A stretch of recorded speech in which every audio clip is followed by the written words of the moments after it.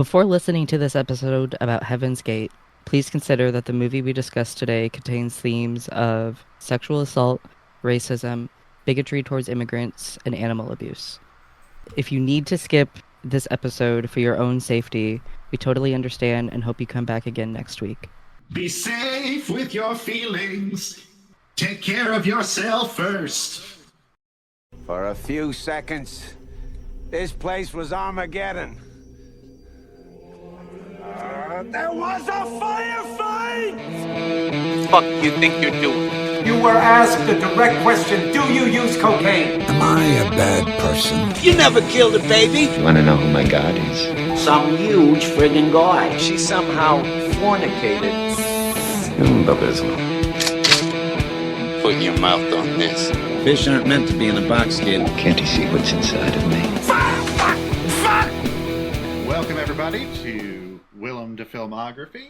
I am one of your hosts, Cyan Stone. The other one of your hosts, Jeff Whaley. The third one of your host, just going by Jude. Nice to meet you, just going by Jude. I am... Good friends with you of 20 years. Yeah, nice to meet you too. Good, that one, yeah. Good friends with you. Good friends with the other host too, but he's the cis, so we have to treat him horribly. Yeah, it's my turn. We are a podcast that looks at the vast and varied filmography of Willem Dafoe, because we just think he's a weird guy, and we enjoy seeing him on screen. And Jude is having a lung collapse situation going on right here. You don't need to do a say what you really see. Going to town on it. I am. This is how I get back into the rhythm of talking, by just pointing out things that my friends are trying to hide. I just didn't want to sneeze through the mic when you were doing your nice little... Yeah, that is very professional. We are all very professional here. Let's check in with it. Let's check in with everybody. How you doing? I'm doing all right. I woke up late today, but that's not a bad thing. Yeah, today's going good for me too.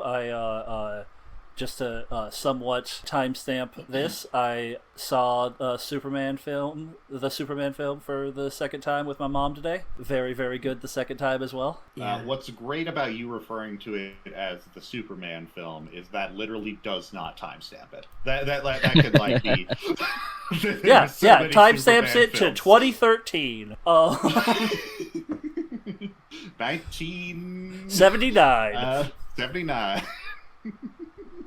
And I am an enigma that cannot be read. And today we watched the first Willem Dafoe movie, or the first movie that Willem Dafoe is credited in.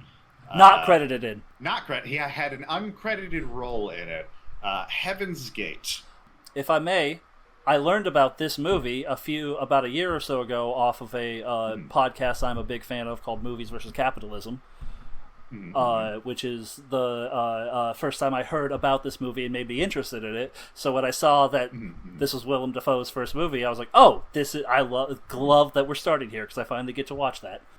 Yeah. It is quite a movie. Yeah. So we start out old. I think 1870 marching band full of top hats and full suits in the hot sun. Apparently at Harvard, a guy is running late to there. What's his name? James, I guess. He joins up with the marching band, and it turns out this 56-year-old man is graduating from college in 1870. Joined by his best friend, an even older man who is John just Hurt. Graduating college. John Hurt. Billy, I believe his name is in the movie. Fun fact, Harvard refused to let them film there, so it's actually filmed at Oxford University. Haha, suck it, Harvard. Eat Oxford's balls. Which everyone knows is just the shittier Harvard. Is that what people know? I know nothing about Ivy League colleges. They're all the same to me. They all have the same white man. England would disagree with that statement. Oxford is in England. They would disagree they are the shitty Harvard. So, fuck it, limeys. Can I say that? I don't know. I'm white. Your last name's Whaley. Yeah, I'm Welsh. Fuck British people. Fuck England.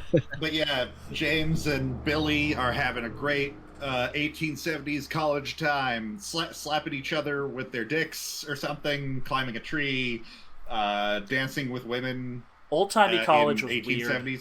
Yeah, surely not the same today. Then we cut to a voiceover that's from James saying, played by Chris Christopherson, saying, "Oh, that was a good time, but now times are bad, and I thought they would be good when I was in the good time." And then we cut to him on a train with a beard looking sad. He talks about how bad immigrants are treated in Wyoming? Yes. Was it Wyoming? Johnson County, yes, Wyoming. Johnson County, Wyoming. If I may jump in there's- with a fun fact. Go for it. Take it from filmed, me, please. filmed in Glacier National Park in Montana, close to where I grew up, in a very real place. I also heard some parts of it were filmed in Ohio or Idaho. Idaho. I got there. You got there, yes. Most of Ohio is in Idaho. Not a lot of people know that. Both the letters and the actual places. It's kind of a weird thing. Size geography is about as correct as the historical version of this film is. This film is technically based off of a real thing. But it's just like that. Oh, hey, beat you to it, baby. The joys of having three hosts with a reasonably similar sense of humor. We are going to be fighting each other for the jokes. Yeah. My joke was, that being said, this movie pulls as loosely from the real history as I did from the Wikipedia page for the Johnson County War. Yo. Then we have an ad because I watched this on Tubi. Don't put the ads in there. after the ad, we see a man named Nate, played by a scary young Christopher Walken, murder and I think immigrant. he's kind of fine. His personality puts me off more than how he looks. He plays a man named Nate Champion, not at all resembling the Nate Champion that he's supposedly based on. He murders an immigrant for stealing some food from some meat. From, a cattle rustler. Before that, he murders another person who was stealing some who meat. was stealing a cow. So it's all about cattle. Before that, a family was butchering a cow that they stole. Cattle rustling. Yes, but it showed that they're cattle rustlers in the. Let me go in order. He kills the father in a Eastern immigrant family. I couldn't quite tell what they were speaking. Didn't have the subtitles on at this point. And then he threatens to kill another immigrant who's rustling cattle, and the immigrant points out that he looks like them and calls him a traitor, which I didn't... Was he supposed to be Eastern European? Sounding like Christopher Walken? I think it was more class. I think they're saying that he's a local, that he's like a local farmer. More of a class traitor than a... yeah. Okay. But he's dressed all fancy. He's a... That's why they're calling him a traitor. Yeah, because he's working for the rich people. He's getting paid for to hunt for the rich people. Okay, that makes more sense. Then we have a single frame of the oldest man in the universe bringing rich people drinks, and then ads. After the ad, we come back to what is Please stop doing the ads. Okay, I will. We come to a meeting of a bunch of rich fucks discussing how they want to kill poor people because they're stealing their cows. The Wyoming Stock Growers Association, led by Frank Canton, played by Sam Waterston. It was at this point in the movie, about 37 minutes and 24 seconds in, I typed in my notes, Jesus fuck, this movie is about cruelty to immigrants. God, no, help me, sweet Jesus, please. It's also we see class warfare, which go hand in hand. I actually was immediately put off by this movie's 4.5-minute black screen with just music in the beginning, because I thought there was something wrong with video player. Same here. I forgot to warn you guys about that. Here. Sorry. That was weird. This movie shot weird. This movie is ableist. Well, well, we'll get into the background of the production later. Jude, we have to spoon feed the audience our autism. We have to imply it heavily. and then, I'm autistic. And then I have no spoons. And then we get into it on the third episode. We can't. Keep going. Power through. Power through.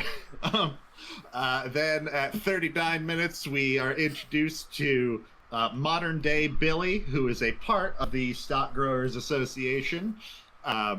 And is kind of like laughing along to people, and then he's like, basically, the Stock Growers Association wants to kill 125 people, which is basically the whole of Johnson County, by labeling them thieves, rustlers, and anarchists when they're neither of those. Yes. None of those things.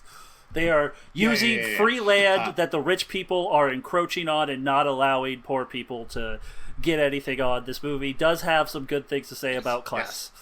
100%, yes.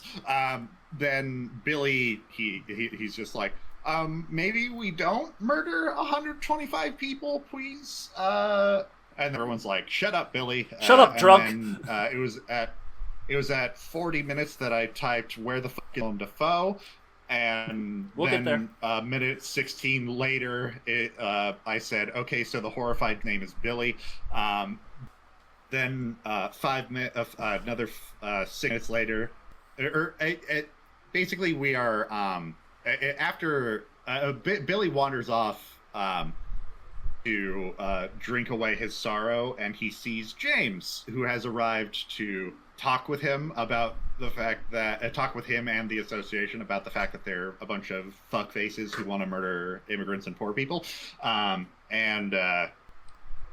Billy's like, "What can I do? I'm rich." And James is like, "Well, it's knowing you, Billy," and leaves. At about 47 minutes, I wrote, "Man, where the fuck is Willem Dafoe?" Because I was really feeling sad from and its subject matter and the day that we currently live in as we record this podcast. We go to a bar with a cockfight ring, run by a guy. Is his name John L. Bridges, played by Jeff Bridges. I thought Bridges. Okay, yeah, that makes sense. Jeff Bridges being charming as always, even while being very cruel to animals.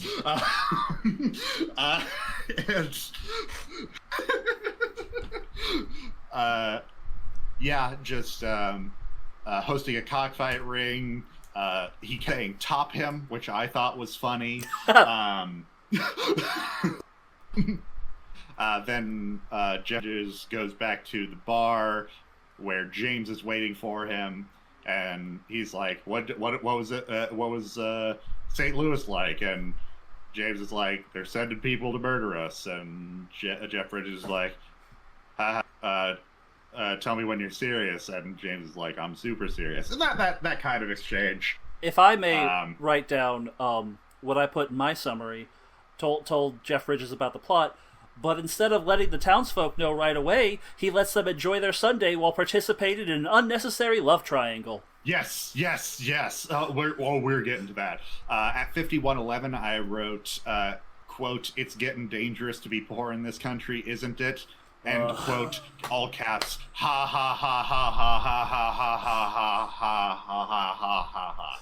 We then go to James visiting what I thought at first was his home, and meeting with Ella, who is so goddamn horny right off the bat. Just so incredibly horny. I mean, she literally gets paid to be horny. Listen, I didn't realize she was a madam until much later in this movie. In retrospect, I absolutely should have. Tism. Yeah. At 55 minutes and 23 seconds, I wrote titties. They get ready to fuck, then don't fuck because James says he has a gift for her, which isn't his dick. And she runs outside, tits out, to go see the gift, and it's a really and horse. And to which she responds, "I can't stop crying. with absolutely no tears on her face or emotion in her voice. And it was at this point that the other people in the brothel come out to check out the wagon, and I still not realizing it was a brothel, wrote at 5917, is this a sex cult? Jesus. And listen, it's Wyoming in the 1800s. Yeah, prostitution makes much more sense than a sex cult. But also sex cult. We then go to Ella and James absolutely tearing ass in the wagon down a trail, and going into town where apparently everyone knows and loves Ella. It's clicking with how they probably all know and love Ella because she's a biblically sex worker. But then there's a roller skate hoedown. I didn't realize that roller skates existed in the 1870s, although I probably should have. It's pretty technically, this is 20 years later, so this is the 1890s. 1890s, sorry. But, yeah, it was at, everyone's having such a good time that I wrote at an hour and 7, fuck, Ella's gonna die, isn't she? And then after the little hoedown where Jeff Bridges gets way too drunk and hits on Ella, which confused me because, again, I did not realize that Ella was a sex worker. We cut to James and Ella hanging out by the river. Once again, Ella is tits out. She says the water was really good when her hair was bone dry. I then wrote, Ella's an Old West manic pixie dream girl. Something horrible is going to happen to her.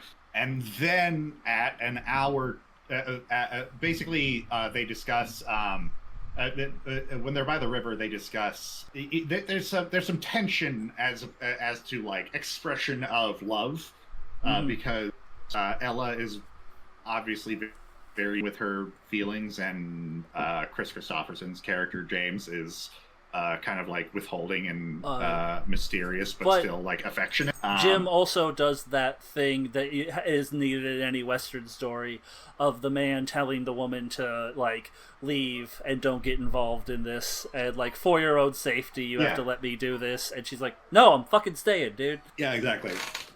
We go to a scene where Nate visited the brothel in the previous scene. Then he visits it again after Ella has him carry a drunk, passed out James out of the brothel. I believe before that we get Canton of the Stock Growers Association going down to the docks and getting together all of the mercenaries.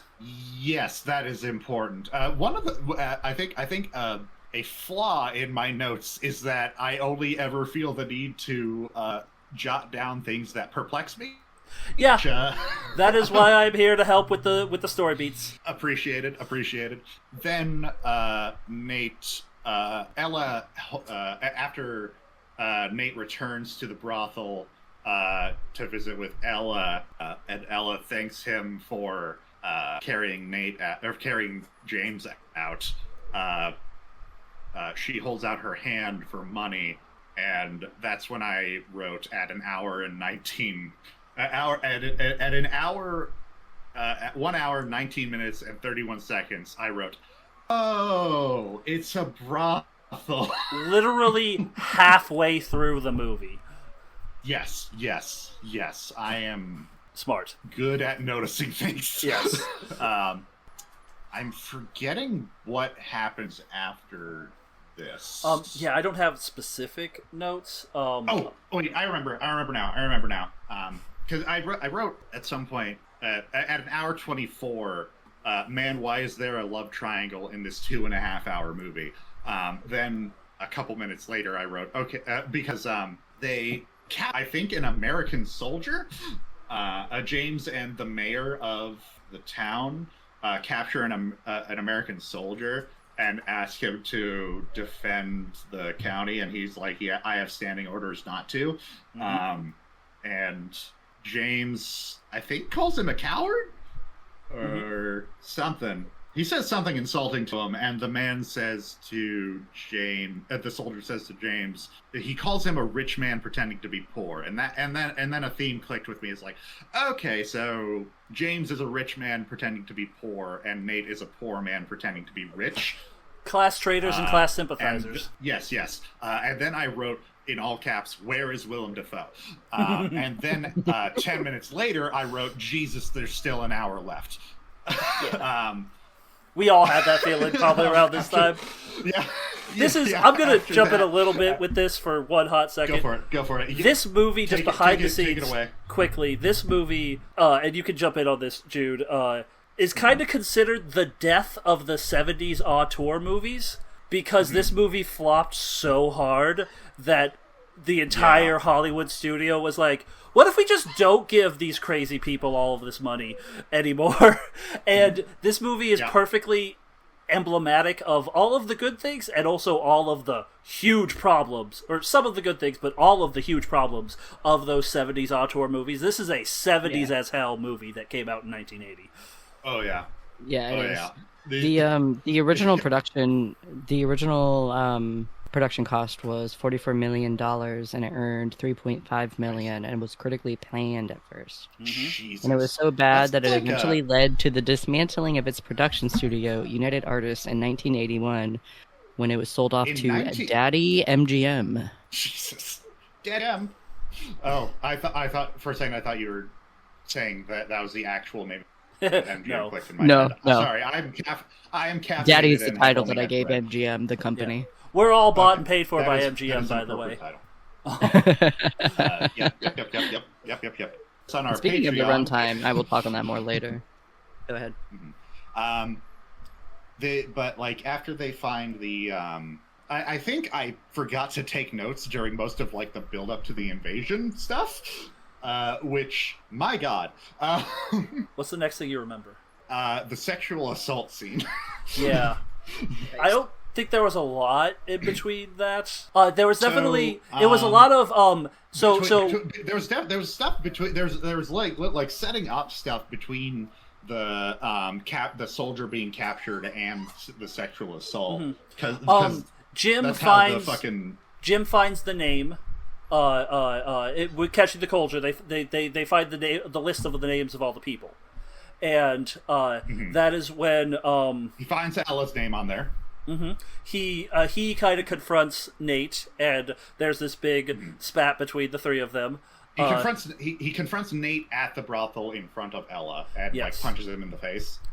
Yeah. And then Ella chooses Nate to go to Nate's place to hang out for a while. While Jim goes to the skater rink, Heaven's Gate, owned by Bridges, in order to... Wait, is that what's called? What? Yeah, that's why it's called Heaven's Gate. Is the movie's named after the skating rink. Where? Big letters right on the front of the rink. Big letters right on the front of the God, okay. Good God, okay.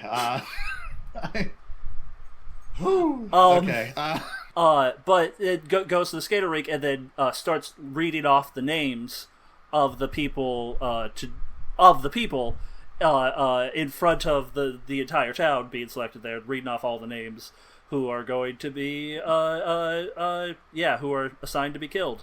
And then there's this also that sets up this conflict in the town that's like way more interesting than anything else in this fucking movie. That happens a little bit later, but yes. But it sets it up like that. All the stuff to do with the like immigrants and like their struggle and shit is very good. Oh yeah.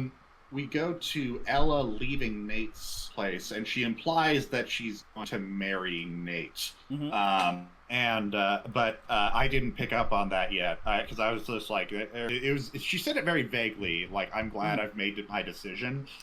We get without implying what the decision is, and she rides back to her brothel and sends a guy to go off and find Jim because she sees association horses there.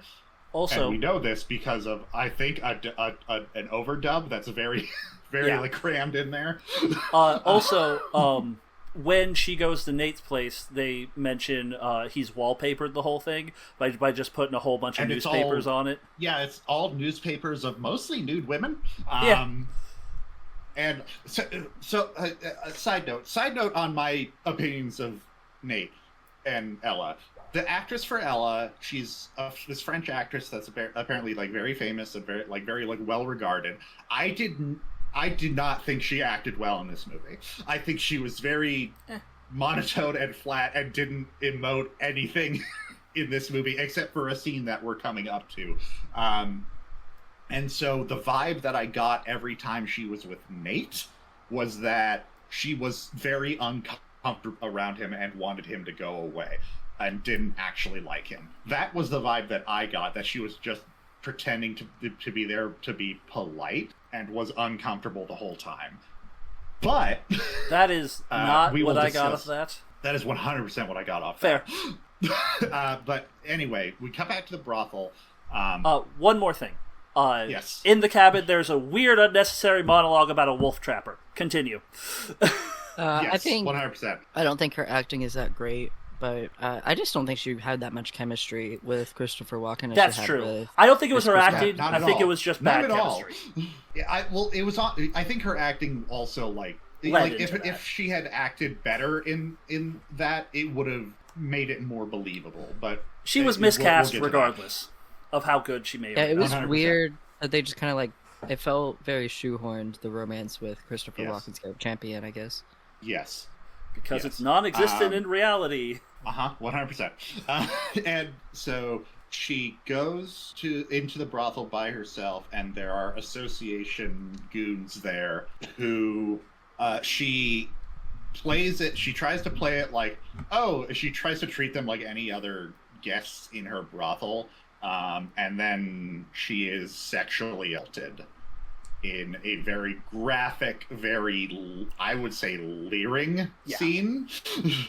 But sadly, far from the most graphic, leering sexual assault I've seen portrayed in movies, but still a very even today, yeah, I would say, it was wildly unnecessary. Yeah, completely. Incredibly unnecessary. But it was nowhere near as bad as I've seen a lot of other movies do. So it's sadly lower on the end, even though it's horrible. The camera is held on her face for so fucking long in this scene, with little cuts to show you that James is outside, preparing to enter in and fuck shit up.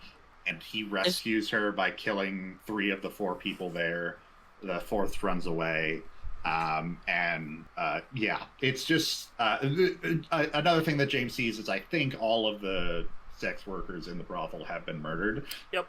Yes, they have. This movie in general lingers on a lot of scenes way too long, but this was one of them. Yeah. Very unnecessary, Yes, in my opinion. Yes, but also, it is very indicative of the 1970s. Mm-hmm. Yes. Which is very unfortunate. Yes. Sorry, what you were saying with the cutting, this movie has a problem with cutting on action the entire time. It's so difficult to see what is happening, especially the big battle at the end. But even here, I think he slit someone's throat, but it's so quick you can't really. It's edited weird. I didn't see a knife in his hand. A knife in his hand. I think he did the fucking Buffy the Vampire Slayer neck snap on that motherfucker. It's so funny that that's your reference and not Chuck Norris or any other action star. Because I'm not 97 years old like Hello. I was a queer child raised in a household with a gay brother. I mandatorily had to consume Angel and Buffy the Vampire Slayer. Listen, when that train was coming at that screen for the first time, it was fucking terrifying. But we're glad you're finally getting therapy for it. Thank you. I do my best. I'm good working on myself. Yeah. It's very good. You're a testament to the silent generation.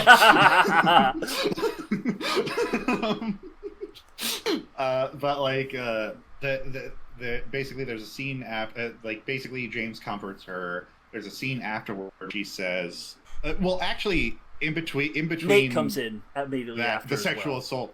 Nate comes in, sees that Ella has been assaulted, and James is like, "You see the motherfuckers you work for?" And then Nate rides off to go fuck up the association people. He shoots a guy in the head. That was the guy who escaped. Yeah, that was the That was fourth. the guy who escaped. Yeah, forced assaulter. I had to look it up on Wikipedia. Random fucking dude. Don't worry, I had to look it up on Wikipedia to find that out. The cut is so fucking quick, both on the guy running away and him getting shot. I didn't know who the fuck he was, so I thought he just shot a random fucking guy in the tent. Yeah, me too. There are various old white men yeah, in this Nate. movie. I lost track of a lot of people. Hell yeah, Nate. Hell yeah, Nate. You're still a racist piece of shit, but yeah, like hell yeah, Nate. He confronts the leader of the association people, Canton, and literally all I remember from this scene is Canton saying, "I've had about enough of your shit too, Billy," and bitch slapping him behind him. Just the setup for that. quickest. Yeah, Billy is played by John Your Hurt. shit too, Billy. Billy is played by John Hurt, and it's very funny because Christopher Walken just says, there better be like a warrant for all of the names on that list. And then Billy, I think, says yeah, or something as minute as that. I didn't even know he was there. Billy said, like, Nate says some shit like fuck you and whatever authority you have, authority you have, and Billy, being like a coward who wants to be a good person, is like, "Yeah, fuck yeah," and Craig is just like, "I don't know your shit too, Billy." Yeah, I'm only slightly exaggerating how quick again both the line and the slap were. That slap is how I realized Billy was in that scene. Like, I was like, "Why the fuck are you talking about? Who the fuck did you just hit? What is happening?" John Hurt. Poor Billy. And then it's the worst thing that's happened to him since the burster came out of his chest. Billy's a different kind of fuckface. I don't mind how much he suffers in this movie. That's true. That's fair. His suffering is all on his own accord, too. He brought it all of himself. And then we get to the scene where James and Ella are having this conversation about love and who Ella is going to be with. And Ella says, "I love both of you, but I'm going to marry Nate." And then I wrote at an hour 49. Wait, Ella loves both of them? How? Literally every scene with her and Nate is the most uncomfortable shit in the universe. I went more the, they tried to explain away polyamory in a very bad way. It's like sidetrack. Historically, the courtship process would have been regarded as like pretty poly by today's standards. Yeah. Like if you weren't married, you were fucking out there. Like you were just like yeah. But like yeah, and an hour 59 I wrote all caps, "Where the fuck is Willem Dafoe?" Then we go to my favorite scene in the movie where is it before or after the mayor asks James to turn in the people. If you're talking about the cabin siege, it's after the so no. So the mayor went to James first. I'm talking about the big like debate in the roller ring. That was after kind of after the what happened at Nate's cabin. Okay. Oh, so. Never mind. Basically, James leaves. Nate's cabin gets fucking ambushed. Really cool scene, I would say. Very cool scene. Like, and the only historically accurate scene in this entire movie. Damn. This is how Nate Champion actually died. He even wrote stuff down as so they took they basically just sieged the house, just riddled the entire cabin with bullets, and killing everyone in there. There are like 3 or 4 guys that are trying to fight back. As this is happening, Ella rides in and sees Nate get shot. And escapes. And then get to the debate. We go back to James, who has once again passed out drunk, and the mayor enters his room and asks him to turn in the people on the death list to the mercenaries going to invade. James refuses, and the mayor fires him as sheriff. Was he a U.S. Marshal? Fucking law guy? Yeah, U.S. Marshal. Did they ever say what they were? I think they said it what? when he was on the train, or when he was coming through Casper. Which also, by the way, before this. There was a period in the beginning where I didn't have subtitles on, so yes. I might have just fucking missed it the mercenaries were coming through the train, and they completely blew past the train stop. And the train conductor of the stop, the guy who ran the train station, was a friend of Jim and went to ride to kind of warn the town that they were coming. And he got shot and killed by the mercenaries. Yeah. Then, he is fired as a U.S. Marshal. Then there's this great scene. Mm-hmm. Best scene of the movie. With all of the best scene of the movie, where all of the Eastern immigrants that are on the death list are on one side of the roller rink, along with people that are allied with them, and the people who want to turn them in on the other side of the roller. And they're having this debate as to what the best course of action is. Of course, the people who are on the death list want to fight back, and there's this.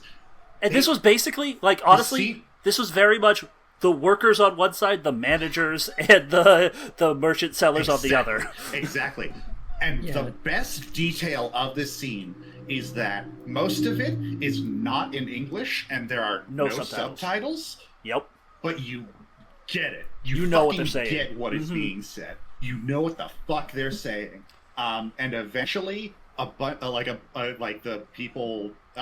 of people go over to the other side. Go over to the people on the death list side and pick up rifles and get ready to fucking fuck shit up. So this is kind of intercut through the cabin siege thing. And the mayor gets shot in the face. And the mayor gets shot in the face as well. This is intercut with the cabin siege thing. And during the cabin thing, another thing they do is they light a wagon on fire and send it into Nate's cabin. And while the cabin is burning down, Nate is writes down a letter for whoever finds his body and puts it in his pocket. And again, that is weirdly the one historically accurate. It's so funny that this is the only historically accurate thing, and it's a great scene. All of this intercut, these two things together are probably the best parts of the film. And then so the last half hour of this film is pretty good, even if the editing's a little shit. But yeah. And then Ella comes in. Oh, what was that, Jude? What? I think that was intentional. This being the most historically accurate. Yeah. Oh, absolutely. It was probably what inspired them to start making the story to begin with. It's they got to get the cool part real. Yeah, which would have been great had they followed the history more instead of inventing a completely fake love triangle, which is true of so many historical movies. And then Ella comes in to Heaven's Gate and kind of tells the entire town about what's happening, and that's what inspires everyone to grab guns and go. Yeah, and she goes and finds James, and it was at this point. It was about 2 hours 6 minutes and 23 seconds. I wrote, "Jesus Christ, Ella, let the body get cursed," because after Nate dies, she's just like, "I'm with James now," and just goes to him and just oh my god, fuck the way this movie, man, because nah. Ella could have been such a fucking cool character if they didn't do this shit with her. She does cool shit later, but man. Wait, you mean a 70s auteur director doesn't know how to direct women? What? Shocking, I know. But then we get to the first wave of the battle against the association, where it's just the immigrants ambushing them and surrounding them and circling them with horses and shooting them. And their local business carriages too. So there's just this psychic reading carriage just running around shooting people. It's fucking awesome. It fucking rules. Yeah. This is where all the give a shit about this movie went, clearly. Yep. My god. James is real slow to get to the battle. I don't know why. He's all love hurt, He's like, man, there's bigger things. But my feelings. you can feelings with your gun all over these association people. Oh, Jesus.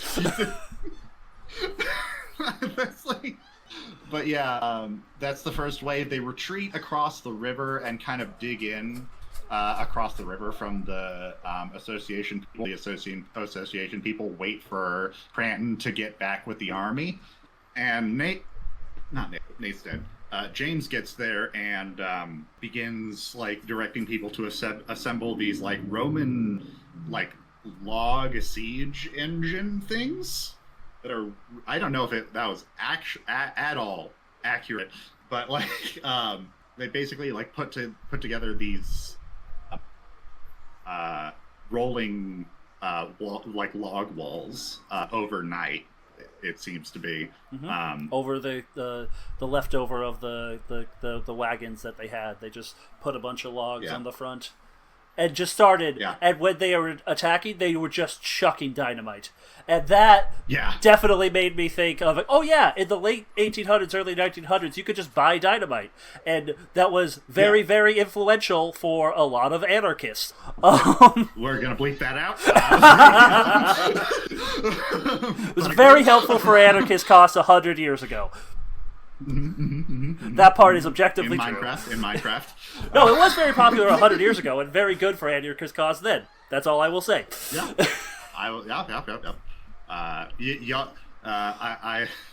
I'm debating what face to present on this podcast of myself, because on the one hand, I could be like a normal, regular, now let's settle down here, host, or I could be the real me and be like,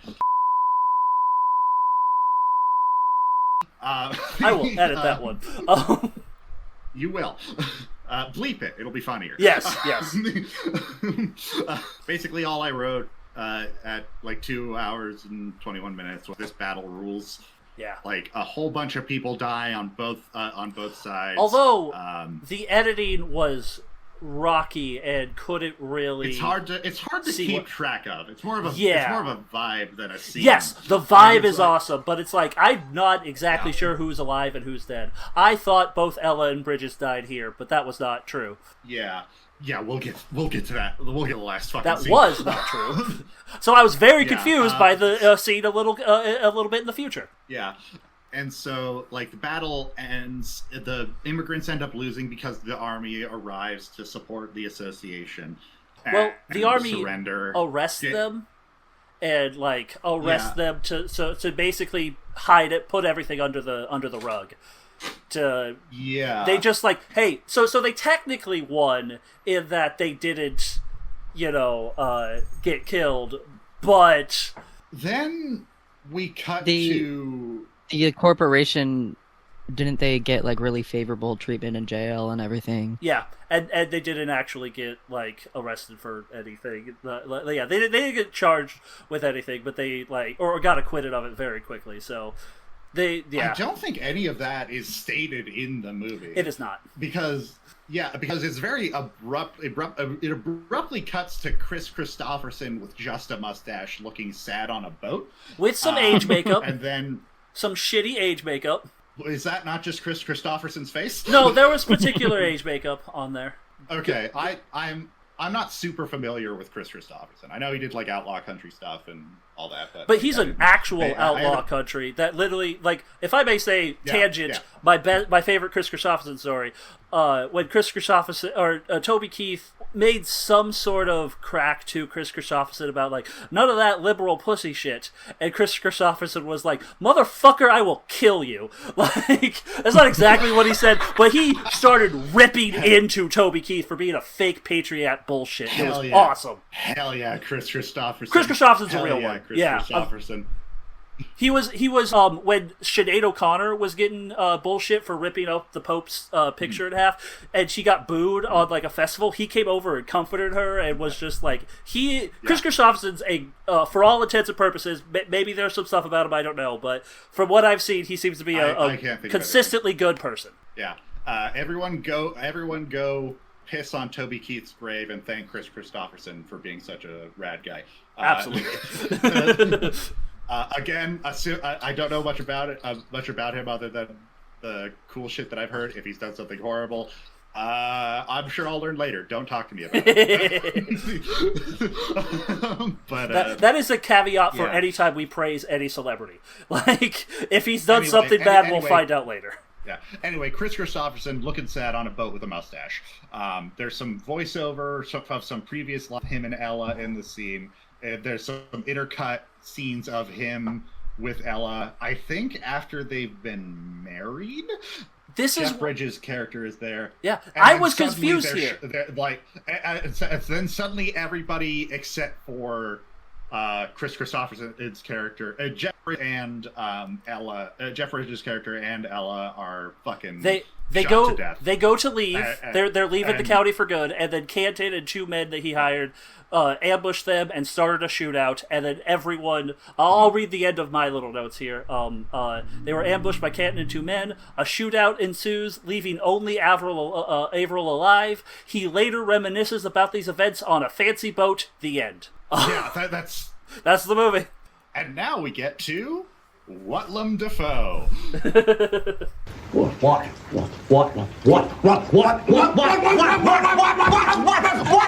That's what I mean! Here's the part where today I get to explain exactly who's Willem Dafoe in this movie is. And this is a difficult one because Willem Dafoe is more of a presence that's felt rather than seen in this movie. He is simultaneously everywhere within the heart of this story while being nowhere on screen. He truly the Willem Dafoe of this movie is the friends that we made along the way, and also the Ella that got shot in the end in a very tacked on ending. And really, what more can you ask for from someone with such an aura, such a presence as Willem Dafoe, as a movie where he is not shown once, but is felt throughout? And that is where I will cede my time. Jude, did you notice Willem Dafoe in this movie at all? I did not. Okay. Until afterwards, where I was looking up facts about the movie and his part in it, and then I saw his character. Well, I noticed him. The one time I noticed him was during the cockfight. He owned the chicken that Jeff Bridges spit alcohol into. Oh gosh. What? That was Willem Dafoe. The chicken owner. Hold on. Barely in the side. Hold on. We're not gonna. You can't just go to that scene right now and watch. Or you can. Fuck it. Let's do it. I'm not going to that scene. Hold on. Holy shit! That's Willem Dafoe. Yeah. Well, how does he look older than he does in Platoon? Never mind. That's true. It's anyway, the clothes. Anyway. Clothes make him look older. He all right, well, a story that he tells a lot is that he got fired from his first movie, which was Heaven's Gate, after 3 months on set when Cimino, the director, caught him audibly laughing at a joke his co-star said. He admitted to basically being a glorified extra, and that the day that he got fired for laughing wasn't even a day that they were filming. They were doing light tests, and he had been sitting in a makeup chair essentially for like 8 hours waiting for the light test to end. They weren't even going to be doing filming that day. And he laughed really loud at a joke, and Cimino was nearby, turned to him and said, "Willem, like, come over here," and then said, "Go home." And then he got a plane ticket home like the next day or something and went back to New York, where he kept going to actor school and shit. The director was a dick. Like, again. Yeah. What the fuck? Cimino was a known dick. I purposefully didn't look into this. It's like, I don't know. I thought it would be funnier if I came in with my whole shit about it is.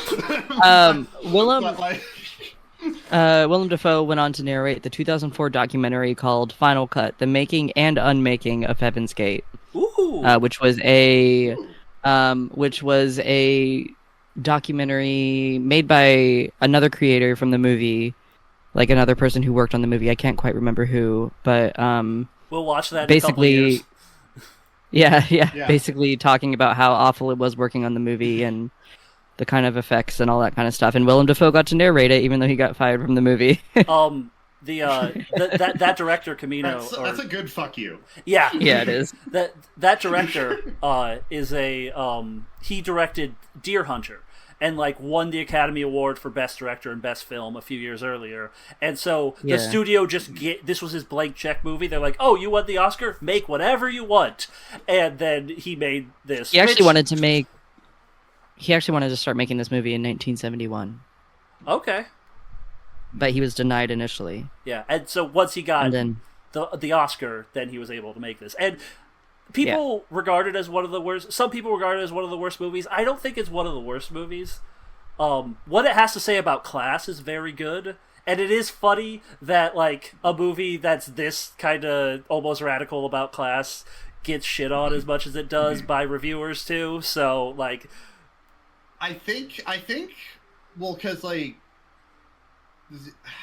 There's never been I'm painting with a broad brush here, but like, and I might be projecting just because of like the current times we live in 2013. Yeah, we are recording this in 2013 for sure. We saw the new Supermans. That was Return of Superman. Man of Steel. Keep going. Superman Return. Man of Steel. Okay. Maybe this time period where when the movie was filmed, like the class consciousness was weird. Like the internet did a lot of like good and bad things, and one of the good things that it did was like diffusion of like consistent information about like historical events and stuff like that. Granted, there's a lot of people spreading lies about it, but like the people who know what to look for are able to like kind of come to very clear conclusions with regards to like class and whether or not money is good.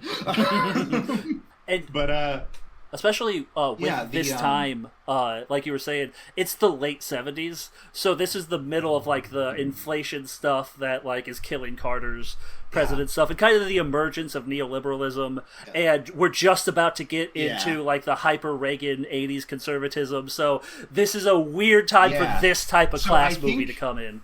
So I think this is just an assumption. I haven't done any research into this. I think film critics probably just wouldn't block that stuff. Yeah. Like wouldn't like would be like, I guess good guy versus bad guy, but like wouldn't necessarily like make it a priority in their analysis. I think they would just.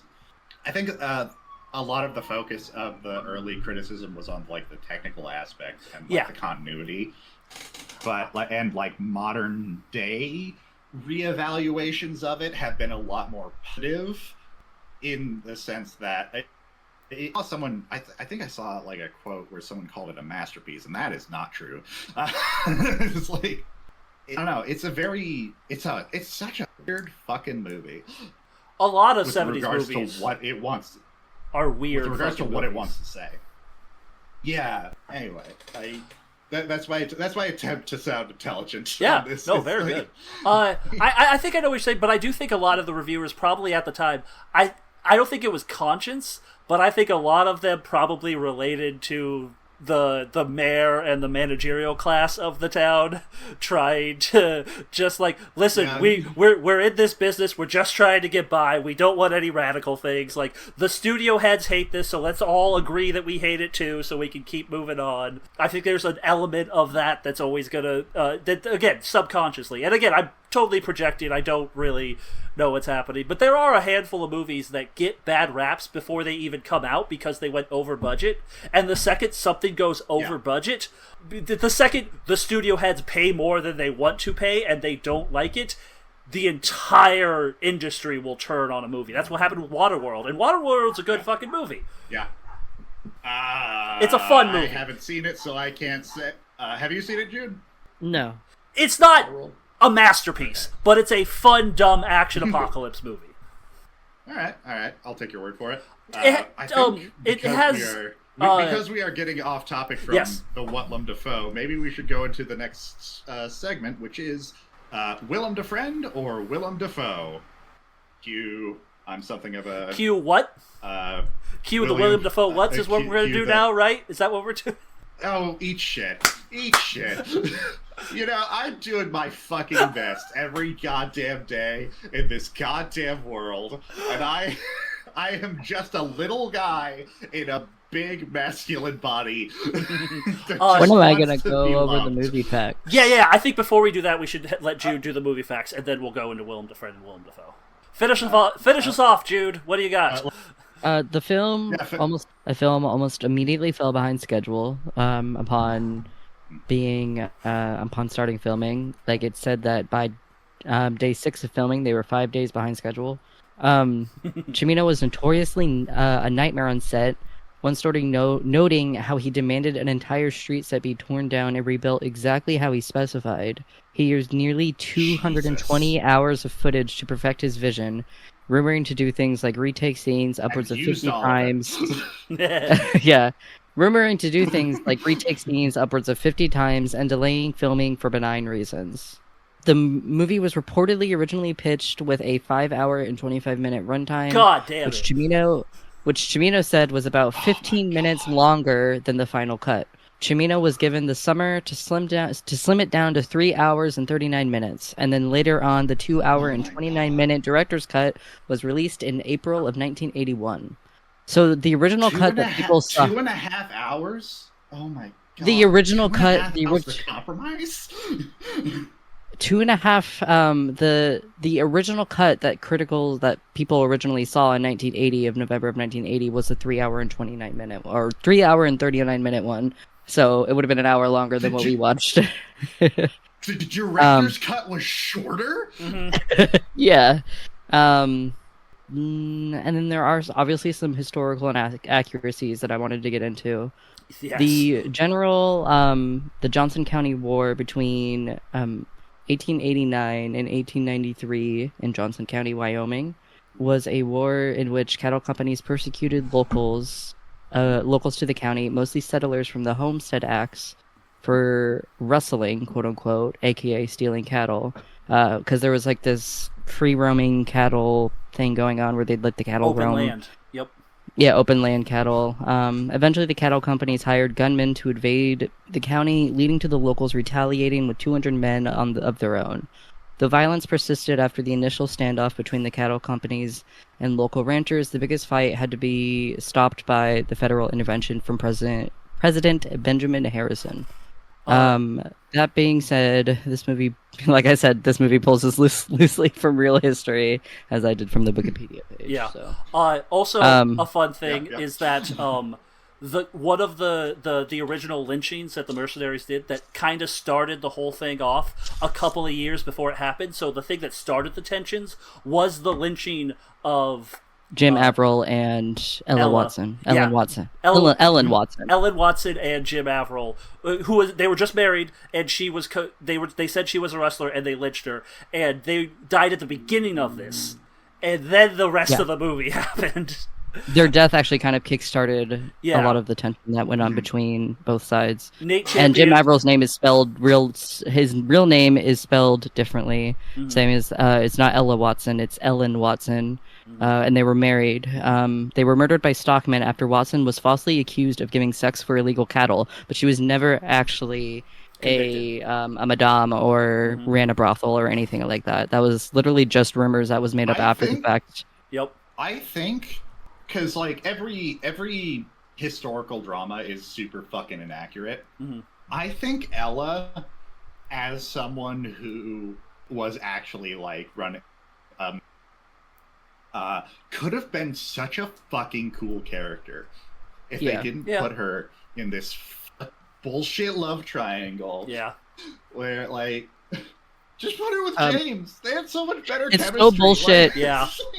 There's little to no evidence that Jim Averill and Nate Champion even knew each other, and that they actually lived upwards of 100 miles away from each other.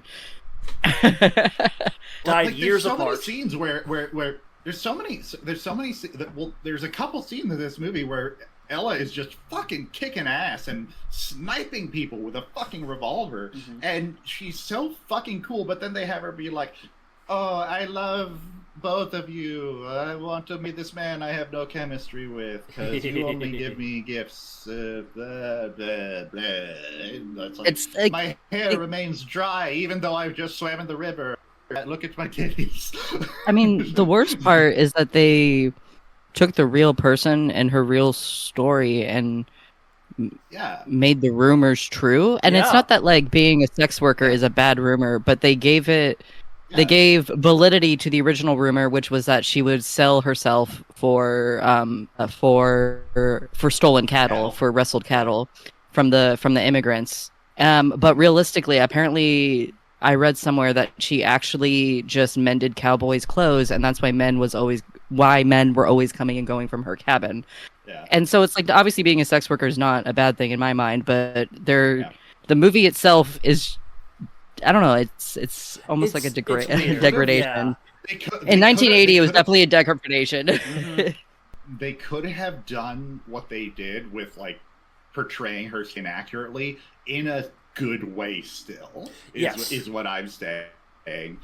But like the way they did it was just like making her this wishy-washy, just I don't know. They did her dirty. They did her dirty. Oh, agreed. Like it's also, yeah, and just to go along with the history thing, like an actual give me a TV miniseries about the actual events of the Johnson County War. Yes. That would be amazing. Yes. Anyway, here's Willem Dafriend or Willem Dafoe.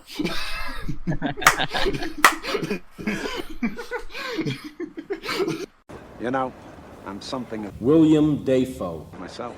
Welcome everybody to Willem Dafriend or Willem Dafoe, where we discuss whether or not we liked the Willem Dafoe in this movie.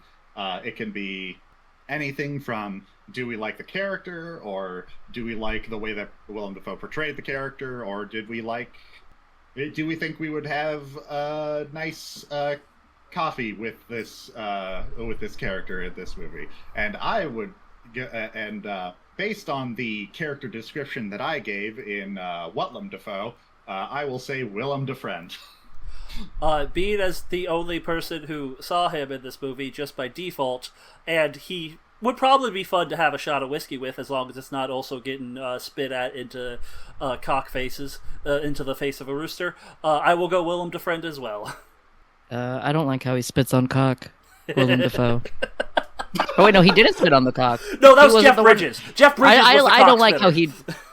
He was a right. coward who makes other people spit on his cock. Yes, I'm whatever. Willem Dafoe. Willem Dafoe. Exactly. Spit on that cock yourself, Willem Dafoe. Fuck that cowardly non-cock spitter. And We got there. The second to last segment of this podcast. Do you like this movie? No. I didn't hate it, but I didn't like it. It was very just kind of washed over me. Parts of this movie that I was just like, oh fuck yes, but the overall no. I would say overall no as well, but inoffensive no for me. An extremely offensive no with that sexual assault scene. Fair. Just Completely fair. Extremely offensive no. Mm-hmm. That wasn't great. I liked the movie less after doing research on it. Yeah. Unsurprisingly. Yeah. And here, my friends, we come to the Willem Defend. Join us next time where we will be watching. What will we be watching? We will be watching. Can't wait to get to Antichrist. No, that's not for a while. We will be Antichrist watching. isn't next. Antichrist isn't next. I can't wait to get to it. I'm going to say that every episode. We will be watching The Loveless. I'm loveless without Never the heard of it. Antichrist. Goodbye, everybody. Oh. Bye. You've been listening to Willem Dafilmography. Our theme song is Cherry Metal by Arthur Vink. You can find this podcast on Spotify, YouTube, Amazon Music, and most places you find podcasts. Go ahead and like, subscribe, and review anywhere you can. Follow us on social media at Willem Dafilms on Blue Sky, Willem Dafilms on TikTok, and at Willem Dafilmography on Instagram and Threads. And share our podcast with anyone you think might like it. If you would like to support monetarily, check out our Willem Dafilmography Patreon and support there. Thanks for listening.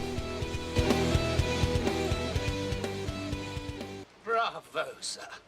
I've had about enough of your shit too, Billy.